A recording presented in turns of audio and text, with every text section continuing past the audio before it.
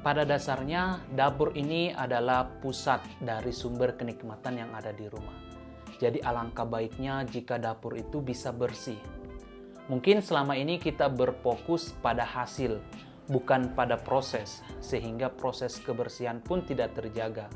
Makanya ketika makanan sudah jadi, yang kita pilih adalah menyantap makanan, bukan membersihkan dapur. Penyebab utama adalah percikan-percikan minyak saat menggoreng ataupun tumpahan-tumpahan makanan yang sedang dimasak. Ini kerap terjadi pada makanan berkuah.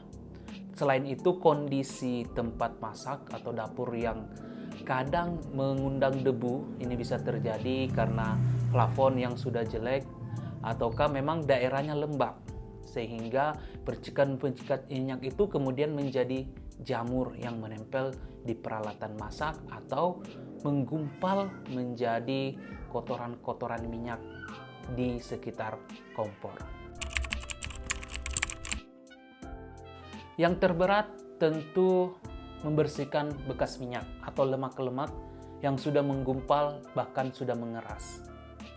Ini bisa kita lihat langsung ketika barang-barang sudah dipindahkan, terlihat di lantai ataupun di dinding dapur, gumpalan-gumpalan yang sangat sulit untuk kita lap dengan air atau hanya pembersih biasa. Campuran yang saya gunakan adalah cairan pembersih piring karena mampu mengangkat lemak seperti iklan yang ada di televisi. Selain itu, alat sikat juga diperlukan untuk menggosok sehingga butiran-butiran minyaknya itu terpecah untuk memudahkan perpindahan minyak-minyak itu ke dalam penampungan air sampah yang berminyak.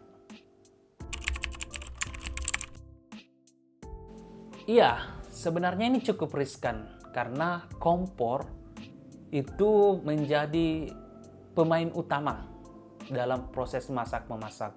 Dan ketika jarang dibersihkan akan terjadi pengumpulan ya, akumulasi minyak-minyak sehingga rawan menjadi karat.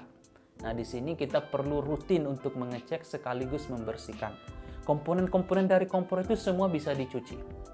Jadi kita hanya perlu berhati-hati untuk menggesek, jangan sampai terlalu keras dan terjadi kebocoran pada pipa. Tapi saya rasa untuk kompor yang masih baru itu tidak akan mungkin terjadi. Dan yang paling menantang dari mencuci kompor itu adalah piringan atau tatakan kop panci, yang penahan panci itu karena sudah terjadi proses pembakaran di situ. Ada pembekuan karbon mungkin ya istilahnya, sehingga melekat kuat dan keras, sangat sulit untuk dipindahkan. Bahkan dengan bantuan tadi cairan pencuci piring itu tidak mampu. Kita harus menggunakan alat berat di sini, yaitu pisau. Tapi setelah selesai semua prosesnya, maka hasilnya itu sangat luar biasa, kembali seperti baru. Oh, tidak, tentu tidak kita buang. Kita lakukan pilih, artinya yang masih berguna kita simpan dengan baik, selebihnya kita buang. Ada wadah ataupun toples bumbu itu kita bersihkan saja luarnya. Karena sebenarnya di dalamnya itu tidak kotor, yang di luarnya saja yang sudah bercampur dengan minyak, percikan minyak yang kemudian menjadi jamur. Begitupun dengan peralatan-peralatan masak. Semuanya kita hanya perlu mencucinya saja. Ini pertanyaan yang sulit.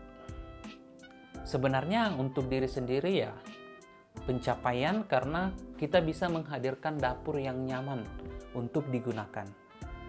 Dan juga bagi saya pribadi melihat sesuatu yang berubah 180 derajat dari yang kotor kemudian bersih itu tidak bisa diungkapkan dengan kata-kata.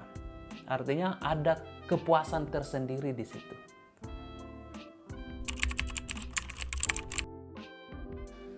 Pesan saya untuk bapak dan ibu yang jarang membersihkan dapur, lakukanlah pembersihan yang menyeluruh.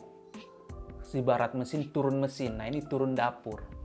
Pembersihan ini untuk memastikan semua dalam kondisi yang sehat, kondisi yang memang wajar dan bersih untuk digunakan, sehingga bisa memicu motivasi dan juga